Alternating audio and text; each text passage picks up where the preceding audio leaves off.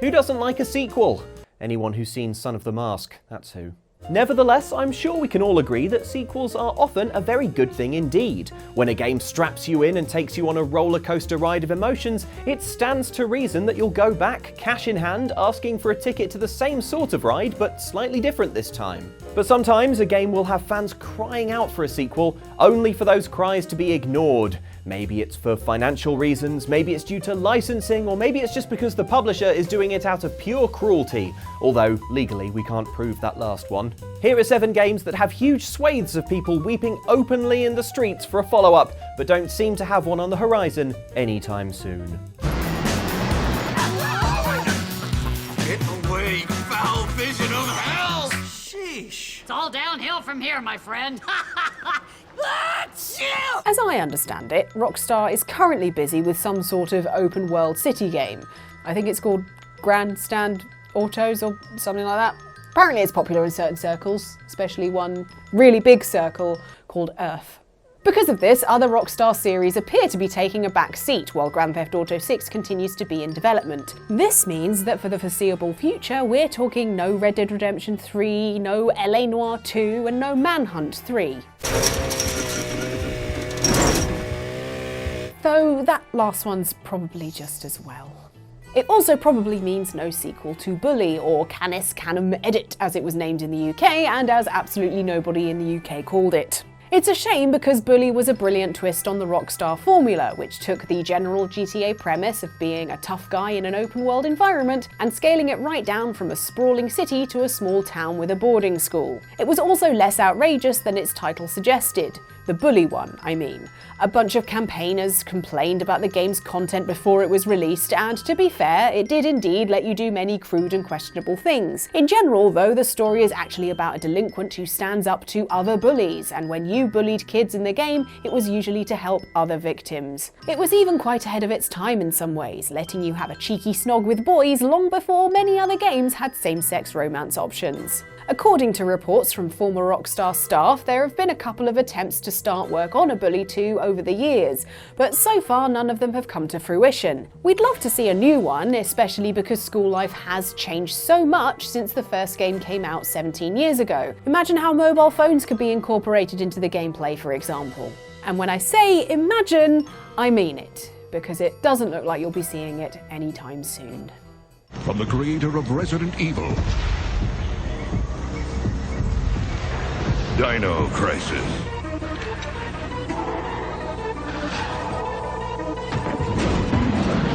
Let's face it, in the history of great ideas, one of the very best to have ever been uttered was, what if Resident Evil, but dinosaurs? As opposed to Jurassic World Fallen Kingdom, which was, what if dinosaurs, but Resident Evil? So near, and yet so far. This idea of replacing flesh-eating creatures with, bigger flesh-eating creatures was the spark that led to the naked flame that was Dino Crisis, a treat of a game back when it was released in 1999. Directed by Resident Evil's Shinji Mikami, Dino Crisis was a Resi-style survival horror game that actually went one step further by introducing a moving camera that sometimes followed the player, rather than static camera angles. Add to that the obvious other big change, swapping out slow-moving, shambling zombies for big, fast raptors keen to rip your face off, and Dino Crisis was a more action-packed take on the formula, even if the Resi games were still better as an overall package. And I can't believe I just admitted that about a game where you shotgun velociraptors. A sequel came out a year later, followed by Dino Crisis 3, an Xbox exclusive that a lot of people forget even existed, probably because it was a bit bleh. But even so, an average game with dinosaurs in it is still better than most things in the world. Various Capcom folks, including Mikami himself, have said they'd like to see a fourth Dino Crisis, but it's starting to feel like those words are emptier than a goat paddock after a T-Rex visit. If you are desperate for a Capcom shooter about dinosaurs, you could always try Exoprimal, although it's not a horror game. Unless you're one of the dinosaurs. Okay, it's fine. I'll just have it. Not a problem. A. Okay.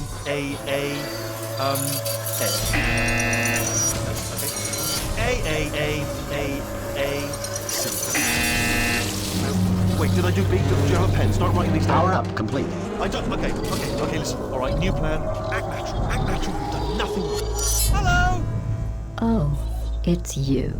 You know her? It's been a long time. How have you been? Remember the late 2000s? It was a more innocent time. A time when the only meme, literally the only meme in the entire world, was people saying the cake is a lie over and over again. Annoying in-jokes aside, Portal was an absolutely fantastic first-person puzzle game, one that used its clever portal gun mechanic in every way imaginable, creating mind-bending stages that would turn your brain all trembly and nervous. Even better was its plot, with its sinister AI voice GLaDOS taunting you and messing with your head as you played. The sequel was even better, with the introduction of Wheatley, voiced by Stephen Merchant, whose frantic delivery brought a more comedic performance to the mix. Let's go on one this time. Okay, ready? One. Catch me, catch now! There's a reason why both games have Metacritic scores in the 90s, is what we're saying.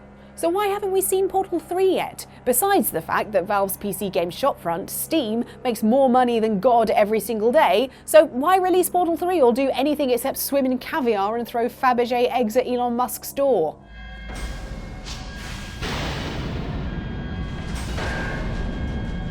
To his credit, Eric Walpole, who co-wrote Portal 1 and 2, keeps saying he wants Valve to start development on Portal 3, though earlier this year he did say he was partly joking because he didn't want to annoy anyone at Valve. Annoy them, Eric! Leave a cake on their doorstep, ring the doorbell and run away. It works on Elon Musk, in my mind.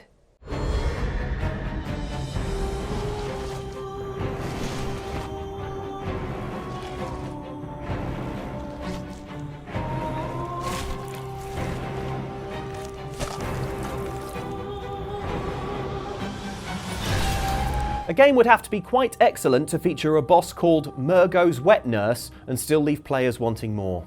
Well, that speaks to the rarely equalled excellence of Bloodborne, released in 2015 for the PlayStation 4. A gore-soaked, hard-as-nails Eldritch-a-thon by From Software, the makers of Dark Souls, and Dark Souls 2, and Dark Souls 3.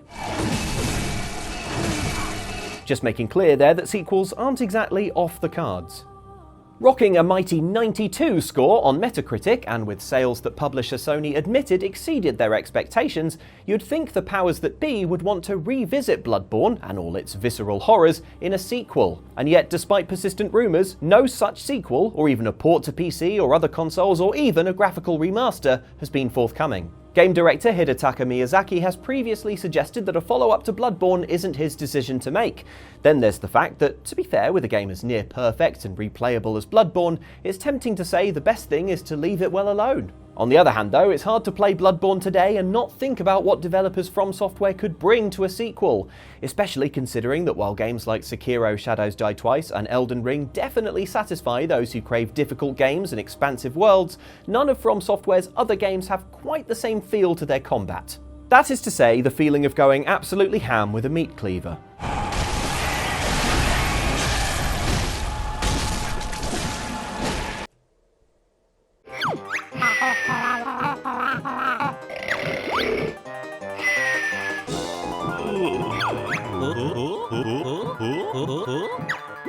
At the very end of classic Nintendo 64 platformer Banjo-Threeie, the evil witch Gruntilda said, "Just you wait until Banjo-Threeie."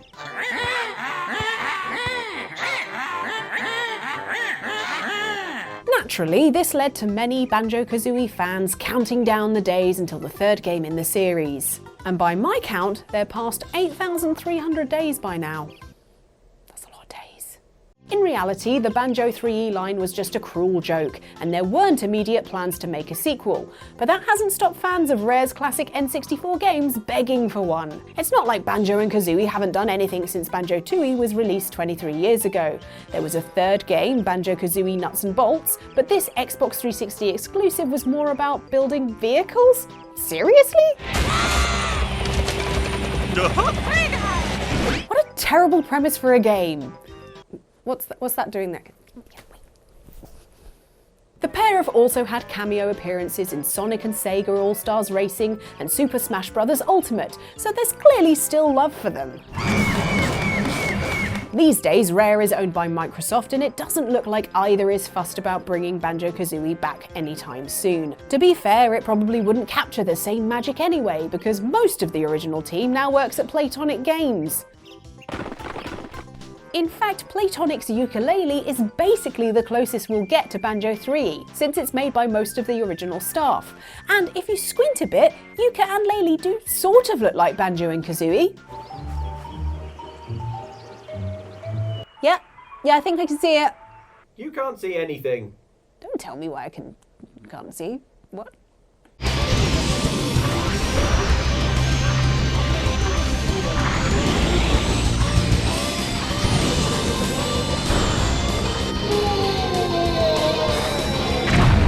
When you think of futuristic racing games, what's the first one that springs to mind? Wipeout? No. Star Wars Episode 1 Racer? No. Extreme G? Really? Look, I'm obviously talking about F-Zero. To be fair though, you'd be forgiven for not immediately thinking of Nintendo's high-speed racing series, especially if you're a teenager. That's because, you sweet summer child, the last time an F-Zero game was released in the West was 19 years ago. Yes, despite Nintendo's penchant for regularly giving many of its other old franchises an airing every now and then, it's been 2 decades since we last enjoyed the antics of Captain Falcon and Samurai Goro. And, the other ones. It's not like Nintendo is deliberately pretending it doesn't exist anymore either. Captain Falcon is one of a small handful of characters who've been in every single Smash Bros. Game, and a couple of F-Zero tracks are in Mario Kart 8 Deluxe. Clearly someone at Nintendo still has love for the series.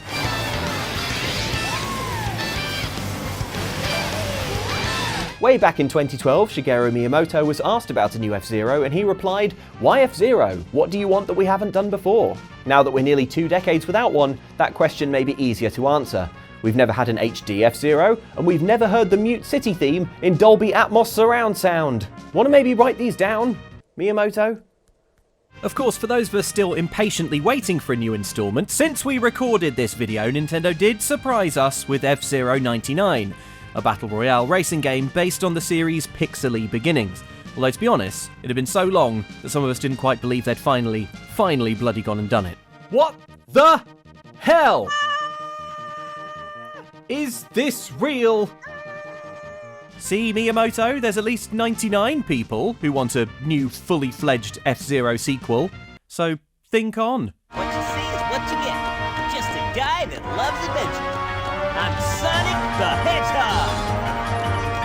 I see, but you know, I can't let you live. All the other games in this video share one thing in common. They're based on series that haven't had a new entry in nearly a decade, maybe even 2. That obviously isn't the case with Sonic the Hedgehog, who's seen more releases than a minimum security prison. If you're a Sonic fan, you can't move for 2D games, 3D games, retro compilations, racing games, mobile games, Olympics games. There's even an official Sonic Roblox game. Introducing the new chemical plant, where Eggman has kidnapped the electric Chel. Despite all this, fans continue to hold out hope that one day Sega will say, "I'll tell you what's missing, Sonic Adventure 3. Indeed, Sonic team head Takashi Iizuka said last year that he'd like to use the experience gained from Sonic Frontiers to make another Sonic Adventure one day, before quickly rolling it back when he realised the excitement he'd caused. Because if there's one thing Sonic fans don't need, it's to be any more excitable. Why Adventure in particular?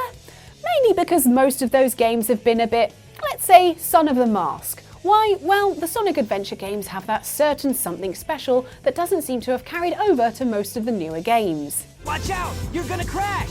Ah! Maybe that something special is just nostalgia. After all, play Sonic Adventure 1 or 2 these days and you'll find plenty of annoying glitches and a load of ropey voice acting, but there's no denying that these games have a special part in fans' hearts that other titles, even the good ones like Sonic Generations, haven't quite managed to earn.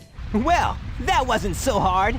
Well, keep everything crossed then that one day Sega decides to give us a Sonic Adventure 3 which offers what the original did, a bunch of smaller adventures, one for each character, which all come together at the end for one epic conclusion. Chaos Control!